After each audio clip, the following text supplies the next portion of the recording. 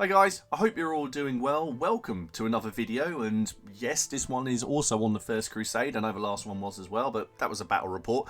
I kind of wanted to show you where the project was going and what's happened since that battle report and over the last couple of months, so you can see where the project is going to go and what you can sort of look forward to in 2023 for this game that we're doing.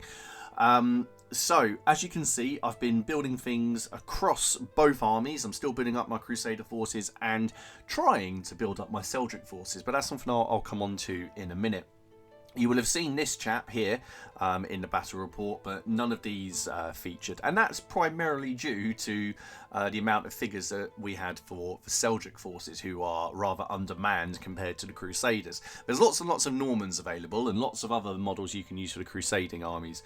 There's less so for the Seljuk forces. That doesn't mean there aren't any. There are still plenty. It's just that they're easier to come by for the Normans. But I will come on to that as well. So what I thought I'd do is just have a bit of a chat about this project and where it's going and what to expect in 2023. So, as you can see, I have completed quite a few things over the last couple of months since I did a general update on the Crusades.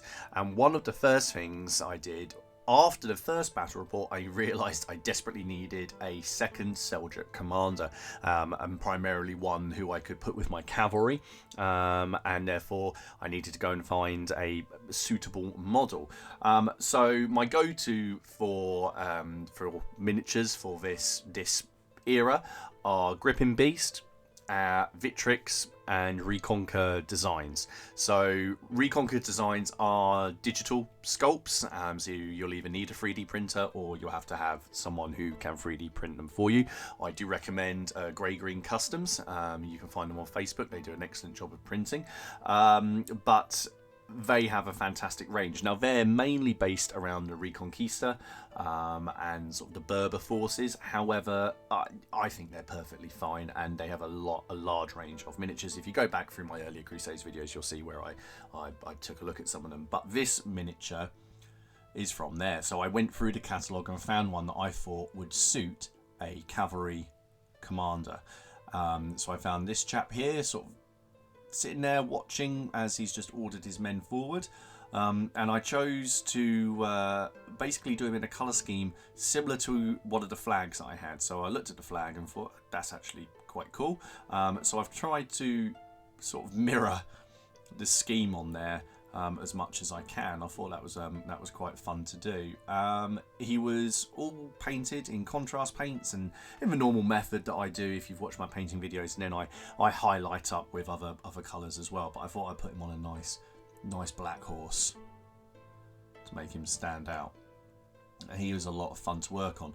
And then his standard bearer is also from Reconquer. I like it that maybe he's whispered a command or told the standard bearer quite nonchalantly what he wants him to do, and the standard bearer is commanding the cavalry forward on behalf of his lord. Flag is from Little Big Men Studios, like all of my Islamic flags. And there's the command base. So he is I mean, he doesn't have to be a cavalry commander, but as he's mounted and my other one is on foot, I thought, why not? Very, very nice miniatures. There will be photos up at the end of all of these. The base, as always, is from Big Red Bat bases, and I just used a method that you've probably seen in my painting videos, on my basing video, about how I put the base together, just to make it more interesting. So he was the first thing that I worked on. So one of the things that I'm really interested in and I enjoy about this project is the sheer variety of troops that I can put into my Crusading army. Now, it'd be very easy just to do this project, and you could just buy a whole load of Normans, paint them up, and go, there's my Crusading force. Brilliant. There's absolutely no problem with doing that. But there were so many nations that took part. Well, I say nations, but it were just people from different areas. Nations is a bit of an odd concept at this point. So you have Normans from Normandy, you have the Normans from England, you have the Normans in Sicily, you have men who fought in the Reconquista who go over to fight in the First Crusade. You have the Byzantines, you have some Anglo-Saxons that go over. There's even records of some Irish that go over. And then if you're on the Seljuk side, you've obviously got the Seljuks, you have some Berber forces, you have the Sultanate, you have the people in in Jerusalem as well, and you know, it's just a big melting pot of stuff that you can do for a project. So what I've done now, I've annoyingly put these at the back, so ow, spears. 1 second, let me bring these guys forward.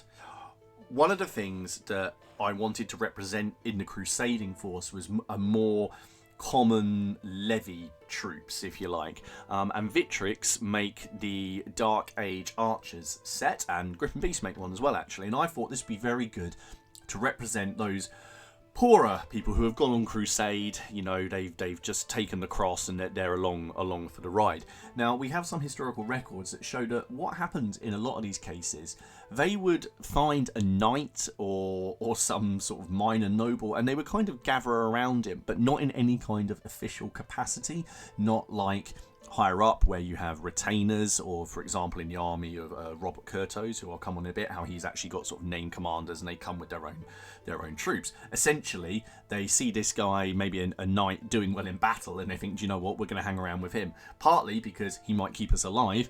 Secondly, we're probably going to get rich, and we might actually get to Jerusalem. So with that, I thought, well, let's build up a unit. We'll make them look a little bit more dispersed, a little bit more ragged, and that would suit that purpose. So this is this unit here, and what I did was I used the Dark Age Archers set, and you do get some hand weapons on there as well, but I've just mixed them all up with some other Victrix sets that I've got. So I thought I'd add in this old chap with a sword.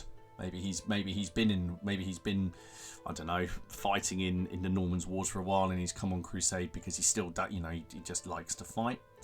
This slinger here and a bowman, just a real mishmash of weapons with no cohesive sort of training. As you can see, I've tried to paint the cross on a few of the clothes, which, you know, people say they take the cross, they literally took the cross. They'd sew on a patch or mark themselves in some way to show they'd taken the cross. So that one base there, I'll do the middle base last. Another one here, warrior, an old warrior who's come on crusade, maybe to find his fortune. A couple of archers and another slinger. I was quite pleased with how the face came out on that one. And then in the middle, there's our knight that these guys have gathered around. Whether or not he actually wants them there is another question. Maybe they're going to attract attention. He doesn't want that. Maybe they're a bit of an annoyance. So, but I thought these ones would look a little bit more like his actual mates, you know, the ones who are actually following. So we have our knight at the front. This is actually a Saxon body with a obviously he's got that nice Norman design on the shield. I quite like this guy with the sort of mean-looking cleaver. Well, I didn't want to give them all shields as well. I think there's actually only two. There's this guy and then there's this one here. You know, just you know, until they've killed someone on the battlefield, you know, they might not have any protection. This chap here is pointing out something that he thinks the knight should know, and there's his buddy behind with a typical Crusader's flag. He's not got his own personal flag. He's not a knight of any renown. He's just a good fighter, and some people have followed him along. In terms of the gameplay, if you watch the battle reports, these would basically just be a Crusader levy of troops. So they're all right, but if they become disordered or if they, you know, something happens that might affect their morale, then they're not going to act as well. So that was a lot of fun. Something that I want to build is these guys called the Tafers, who were another one of these units. And the Tafers, for those of you who don't know about them, they've got the name for a variety of reasons. One of them being potentially the shield that they used. However, they were something very, very similar to these. They were a group in the crusading army, and they gathered around this Norman leader, apparently, who they referred to as King Tafer. And there's some records of him wielding a scythe in combat. So I am going to have to build this guy. And in fact, Steve from On The Point HQ is actually, I've got a couple of scythes that he's given me. Now, this might be conjecture, but if I can have some guy leading a unit wielding a scythe in my First Crusade army. It's going to happen. I don't care how much conjecture there is. It's happening. But there are instances of these guys being accused of cannibalism as well. So some pretty grim stuff. But again, brilliant for wargaming. Once I completed that levy unit, I had a few guys left over, and one of the things that I had left over was a priest who comes on the Anglo-Saxon sprue. So I was going to just pop him in a unit, and then I sort of had an idea. Now, hopefully, this will all come out in the next few battle reports.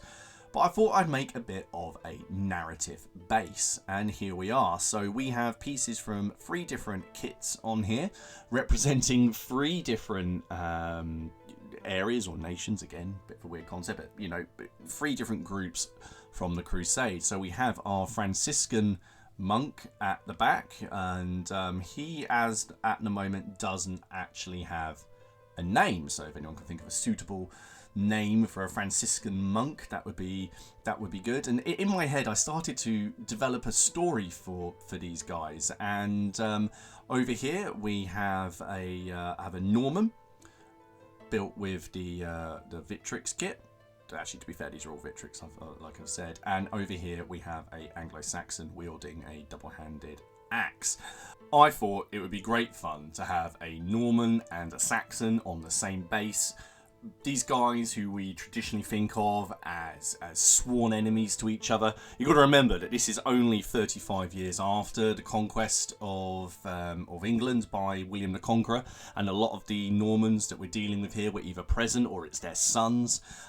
So that bitter resentment is still there. Yeah, so this here is Gilbert de Maillot. That's the name I've come up with him. And this over here is Aldred. Now, Aldred doesn't have a second name yet. He might not actually get one. I quite like the idea that, that he's not homeless, but he doesn't have any estates. He doesn't have anything to his name. So Gilbert and Aldred are both bastards. So they are both on Crusade for different reasons, and for whatever reason, fate has thrown them together while they protect this Franciscan monk on his way to Jerusalem, and they accompany the Crusade. I have no idea why I've done this, but it was just a lot of fun, and I like adding little narrative bases into my army. And if you've seen my Wars of the Roses stuff, then you know that. I've been chatting with Robin, and these guys may actually feature in our campaign for the First Crusade. We may even do it from their point of view, charting their progress across the Holy Land. That isn't going to be that there's some sort of super base that runs around the battlefield, but as they get closer to Jerusalem, they will fight the battles along the way. But we think that could be quite fun, and in game terms, it could just be another base in a unit with no problem. They would just slot in, or we could give them a little rule. We did just act as a tiny unit if it was Hail Caesar, which would give them like 2 dice and like a stamina value of 1. But perhaps if they're near another unit, they make that unit brave or something like that. We'll see. It's just a bit of fun. But anyway, I hope you guys like this. They were a lot of fun to do. So let me know. What do you reckon? The Adventures of Gilbert and Aldred. Let's see what happens. Okay, so next up on the desk here, you can see my favourite unit that I've painted recently. And these are the new Blackguard miniatures from Fireforge Miniatures. These guys are just really cool, and I've been looking forward to these coming out. Now, I thought these were originally coming out in October, and I got really excited about them. And then I found out they were put back to November. But I got these guys at Warfare. Now, straight off the bat, these guys are meant to represent more of the Berber forces that are fighting in North Africa in the Reconquista.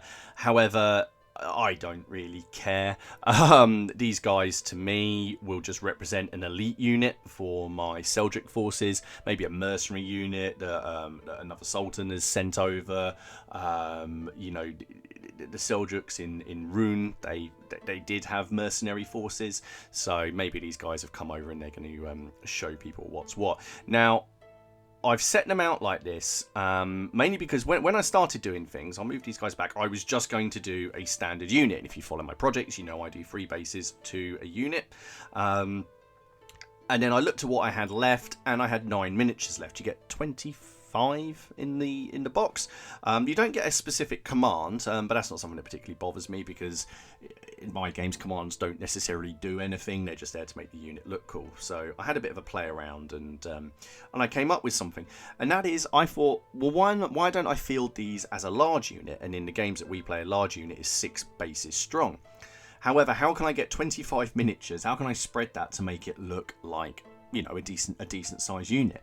So what I thought I'd do is I'd actually just play around with the formation a little bit, and that's how I've come up with this. So I have formed them into this horseshoe, with that one guy in the middle at the back who's waving some kind of holy text and the standard, and then these guys have formed around him. Now this did 2 things. One, it let me stretch the miniatures to cover a much larger area, because of course I'm not filling in these parts of the bases here, but it also gives the impression to me that these guys are better trained, they're acting as a more of a cohesive unit, and then I think that just lends itself to that impression that I want on the battlefield. So the difference between, for example, a unit like this, who are a bit ragged and sort of, you know, haven't really got much training, compared to this, who are more of a trained, cohesive lump. So what I did was I basically created this front line here, and I curved it round, and then added these 2 bases here with just 4 miniatures to create these guys who are fighting to the sides. And I am really pleased with how it's come out. Really pleased. I decided not to swap their shields out and use ones with shield transfers. I quite like these shields, these sort of semi-tower shield things that they've got, but they are really nice miniatures. Now these are very simple miniatures, and I don't mean that in a bad way at all. Some miniatures you have a lot of detail, but when you're building a big unit like this, I don't want loads of detail. I want enough detail for them to look distinct, but not so much that it becomes a chore to paint them. So I actually completed this unit actually over a week, 7 days it took me to do this, including the basing, and I did them 1 base at a time. They've got those awesome bamboo spears, and you've just got the robed bodies with the chainmail, and then you've just kind of got these guys in sort of leather armor, or padding armor. It's not really leather, is it? It's just this padded armor as well. I decided to keep them all looking very similar, exactly the same color scheme, and what I did was I swapped out a couple of these spears for these wire spears, and just added these pennants from Little Big Men Studios, just to sort of make the unit maybe look like there's different companies within that unit. And then what I did for this guy at the back, I thought this pose was quite cool. We've got the leader, or maybe it's not even a leader, maybe it's just the one who picked up the flag. He's reading from the holy text, and he's encouraging them forward. So I thought that was quite cool. I decided, I did toy with maybe giving him, I was like, oh, shall I give him like a red sash or something like that to denote that he's a leader? And then I thought, do you know what? It actually just looks better if they just look like one big sort of mass of guys who are all the same, sort of autonomous, if that makes sense. This flag here, I've just spiked myself on a wire spear, was actually originally yellow, so I've repainted that black, so it fits in with the unit, and he slots in there, and then they go together like that. There we go. I really like this kit. Now the kit when I bought it I think was 27 quid, but I've stretched it into a large unit, and I'm really pleased with it. I am tempted to do another one and have two blocks, and then I could maybe make a gigantic unit. Spike myself again, and you could have the horseshoe on the other side, but that might be going a bit far. But there we go. I'm really pleased with that. I do recommend this kit. It is good. As I say though, they're very basic, but not in a bad way. You'll be able to build these quickly, and they look cool. I also thought they probably work quite well for Haradrim if you're playing the Lord of the Rings game for some alternative sculpts. So there we go. Blackguard, or for my case, they are just going to be a large elite unit for the Seljuk forces. Right, and so the last thing from this update, this is the command base that I've just completed. And we have another 2 Reconquer miniatures here. And I wanted something with a little bit more motion for my Crusader forces. And I thought, what better than this model? Now, I can't remember off the top of my head who this is meant to be. I think this is a bishop in the Reconquista. But for my purposes, this is Robert Curthose, or Robert II of Normandy. Robert II was born around about 1051, 1052, and he died in 1134. So he was actually very, very long lived. But this guy didn't have the greatest life, not that anyone at this period probably did, but he certainly didn't have the renown that he wanted, or maybe was deserved, but certainly not as much as he wanted. He is the eldest son of William the Conqueror, who was obviously the first Norman king of England. So he inherited the dukedom of Normandy, while his brother inherited England, and that was William Rufus. And then his younger brother was basically just given a whole bunch of money to go and do what he wanted with, but eventually he became king of England because William Rufus died. But anyway, we're not talking about that. We're talking about Robert Curthose. So it was a nice base to work on. I based it on this image you can see here, which was painted by Jean-Joseph Dassy. And this is him during the siege of Antioch. So I quite like those colours, but I didn't want to paint a white horse. And so that's what I sort of did with him. And I just liked the sort of the mace. So that's why he's got the mace. Or club, rather. This downed cavalry figure, again, Reconquer, I just liked it because I wanted it to look like they've just been hit in the flank by arrows. Robert is turning his horse. He, did that classic Seljuk tactic of riding around with the light cavalry and peppering people with arrows. They've seen the enemy and he's turning his horse. However, this horse hasn't been so lucky. The arrows are from the spare arrows from the Wars of the Roses infantry sprue. I just clipped them off, stuck one in the horse and a couple in the ground. That went in the paste while it was still wet. This guy's pulling himself out from under the horse as it kicks around. Unfortunately, the horse probably isn't going to make it. I made sure that I added more weathering onto the horse, more sand and that's been kicked up. And then on Robert as well, I've just added more down the bottom. Obviously, this doesn't have to be Robert of Normandy, but for my purposes, it will be. He's got a lot of fun people. I say fun, that's probably not the right word to describe these people. There's a lot of characters that joined his contingent in the First Crusade. He formed an army and he left for the Holy Land along with a lot of the other princes from Europe. However, at the time that he left, he was apparently so poor that he had to stay in bed some days because he didn't have any clothes. So he actually mortgaged the Duchy of Normandy to his brother, William. So William Rufus for like 10,000 marks, I think it was. He was desperate to go on crusade. Now, by all accounts, he was a good soldier and a very capable warrior. But he was a terrible tactician when it came to looking at the bigger picture. So I think that's going to be quite fun to play with and quite fun to game on the table. There's a lot of people underneath him who characters that we know. One of the people who left on Crusade with him was Bishop Odo, and those of you know this is one of the people who he was on the Bayeux Tapestry. He's the bishop with the club. He actually left on Crusade with William, but he died on the way there. William? It's not William, Robert, but he died on the way there. However, this guy really didn't have the best end to his life. He basically, his brother William died in 1100, and he was returning on his journey from the Crusade, and he was going to marry a wealthy bride and then sort of raise money for his duchy and get it back. But because he was absent, his brother Henry seized the crown and became Henry I of England. So what happened when they got back is Robert here decided that he would try and take England as he was the older brother, and he led an invasion to get rid of Henry. He landed at Portsmouth, but basically the English, I say the English, the Anglo-Normans who were living in England at the time, they didn't fancy this chap being their king, so they supported Henry. So this guy who then mishandled the invasion tactics was basically sent packing, and he was forced to renounce his claim to the English throne. However, he decided that he would carry on just being a pain in the backside for Henry I, and eventually he was defeated in battle in Normandy at the Battle of Tinchebray. I think I've pronounced that right. Tinchebray. And in that, Henry then claimed possession of Normandy, brought it under the crown, and this guy was basically imprisoned and died in 1134. So he spent like 34 years in prison. I think he was like in his 80s when he actually died, and he died in Cardiff Castle.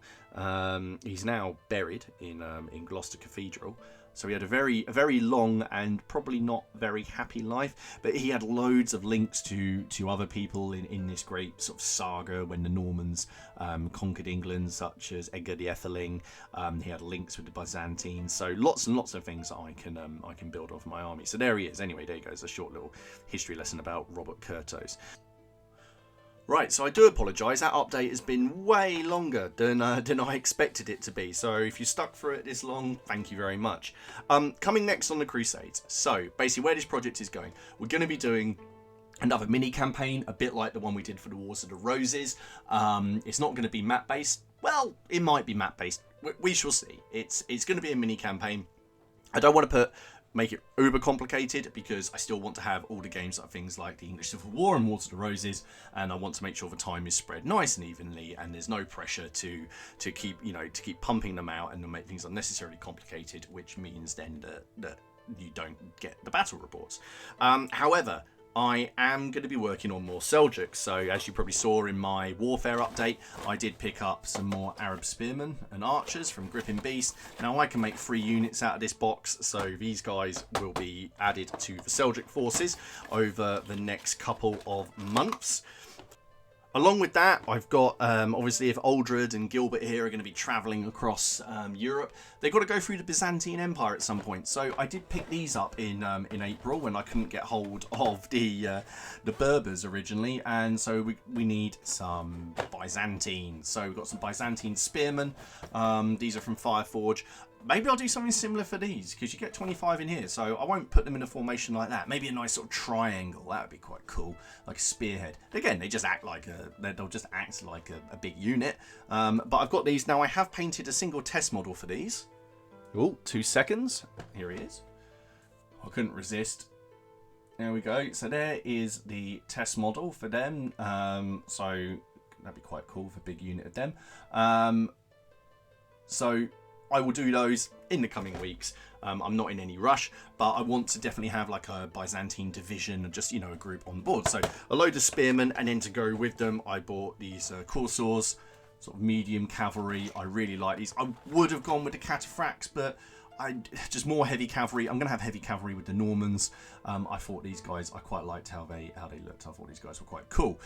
So I will be doing 9 of these for a unit, which means I've got 3 left over to then do something fun with. Maybe I'll chuck one. Oh, maybe I could actually chuck one in with these, leading the unit, and have the commander on a horse, if there's a horse who's more stationary. Anyway, there we go. So that's the next sort of stuff on the Crusades. On top of that, I will be painting up some more of the Reconquer miniatures, because he's just made. The guy is prolific. He just pumps out good-looking miniatures left and right.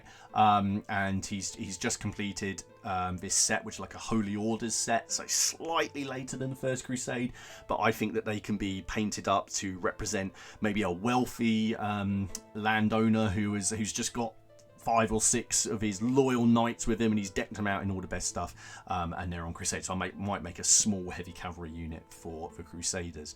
Anyway, guys, I hope you found that interesting, and I hope you're all keeping well. Let me know how you're getting on with your projects. We're in the run up to Christmas now, so there's more battle reports happening. There'll be more updates. I'm going to try and do another live in December, so keep your eyes open for that, because basically as the Christmas parties kick off, that means it's more likely that my wife's going to go out, and I'm going to have the time to do a live. But yeah, let me know what you think of the update. What do you think of the new Berber sets, and what do you think of Robert Curthose? As always, drop me a comment down below if you have any questions. Otherwise, I will see you guys in the next one. Take care of yourselves. See you later.